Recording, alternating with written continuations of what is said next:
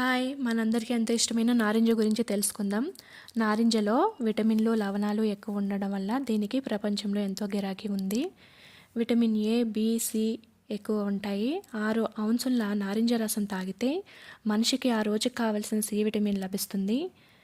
Calcium ఈ పండులో ఎక్కువ ఉంటుంది. దీనిలోని కాల్షియం దేహ ధాతువుల్లో సులభంగా కలిసిపోతుంది. నారింజ తొనల చర్మంలో కాల్షియం ఎక్కువ, తీపి నారింజలో చక్కెర ఎక్కువ కాబట్టి అది కాస్త ఎక్కువ శక్తినిస్తుంది.